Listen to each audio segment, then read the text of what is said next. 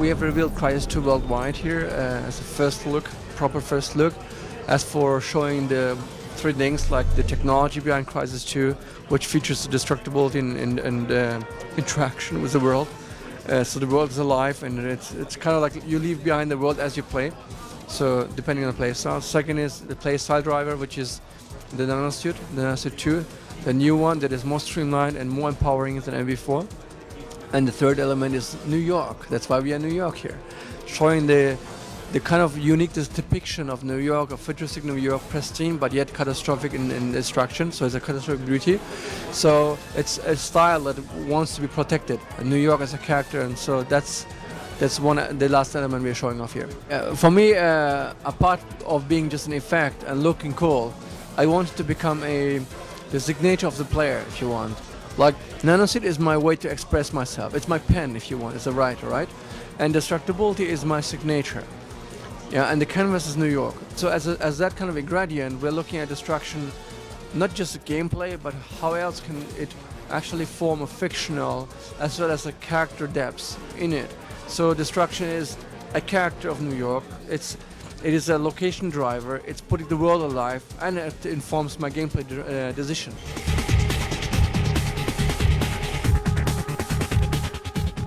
One big feature of Crysis 1 was that the environment is changing a lot, has arcs within a level, but also arcs within the entire game. And so New York is always in movement. New York is a city alive, but we don't have people to put it alive. So we said we must make sure that New York is a vibrant city of movement and alive, of character, but driven by other reasons. And this reason is mainly the aliens or the fractions that play a key part on the storyline.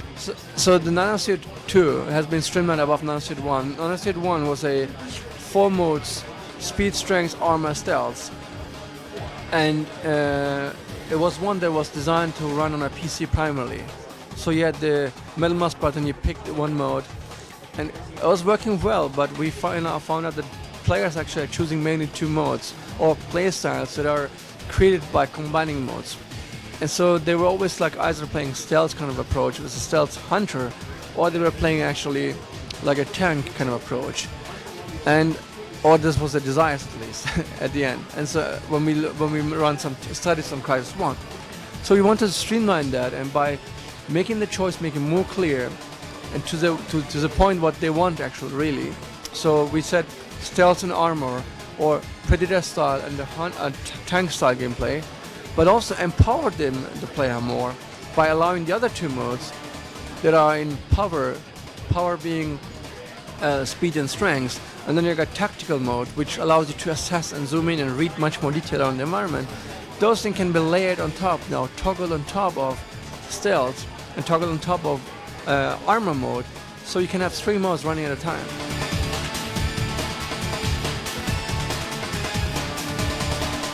The most important thing for me was that we are able to actually, first of all, to bring the quality of Crysis 1 PC to consoles, and that's been already a major push, like just being able to lift up the quality and interactive experience, lighting, shadows, physics, AI, systemic gameplay, all the systemic gameplay works only because the systems are working together. The whole choice making and non-linear experience only works because systems are intertwined and still work. And then on a PS3 and 360, of course, there's this boundaries were limited, and we're pushing those to get this done actually. So for me, that was first step. Second was, what can we do beyond CryEngine 2 as for uplifting the quality in more better lighting, more dramatic lighting, more better surface details, shader qualities, animation quality, etc. And so we lifted that up and crammed it into console, and that was a major breakthrough for us, because now we're able to tell the story of Crysis we want to tell without compromising it.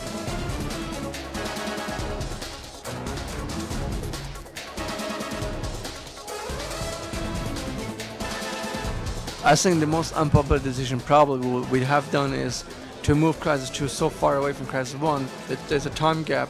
There's not continuing Crysis 1 anymore per se, but clearly reboots the positioning of Crysis 2 and allows people that have played Crysis 1 to have some reward of it fictionally and cast-wise. They will see some people, hear some people, but likewise, we want to make sure that a wider range of people can actually start the game without having played the game.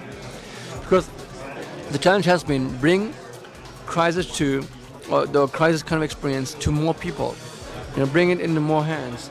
And the way was not just a matter of console market, but also make it streamlined. Make it, because the console gamers are more harsh when they make decisions, to be honest, like top or flop kind of thing. It happens within like a second, And a PC market, you have a little bit more time. It's more forgiving.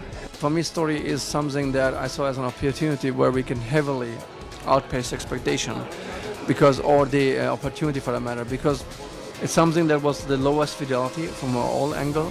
And when I looked at it in total experience, I said, like, how can I push story into something that, with the help of a professional writer, with a world-class writer, how can I push that angle so that it matches the visual, matches the gameplay, and matches the audio bar?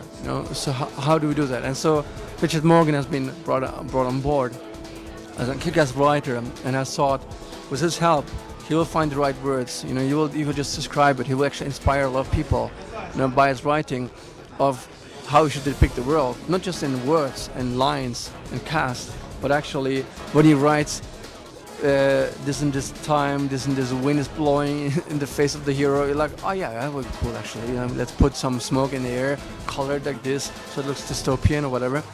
He writes it in a way that inspires a lot of people. And we tell him likewise, Richard, we're not gonna write everything there. We're gonna display everything. We're gonna show everything, and that's the melting of the two expertises coming together, and hopefully delivering what we call a perceived story, not just a told story, but actually a perceived story, perceived by ambient storytelling, by showing what's happening, and that's why we also choose New York, because I said New York, even just by being New York, tells so much already than being an island. Being in New York and destroying just a little bit of a building in a way that is stylized, people will say, what happened there? And they're like, oh, probably this and this and this. And so just that talk is already a story. And populating that kind of thinking helps a lot to achieve a better bar and story. Stay tuned about Crysis 2. We're going to reveal in the next 2 months, there will be more movements going on. And this is just the start of it. We got some awesome content lineup for public showing. And the game is on track towards holiday this year on all platforms, PC, 360, and PS3. So yeah, and GameTrailers rocks.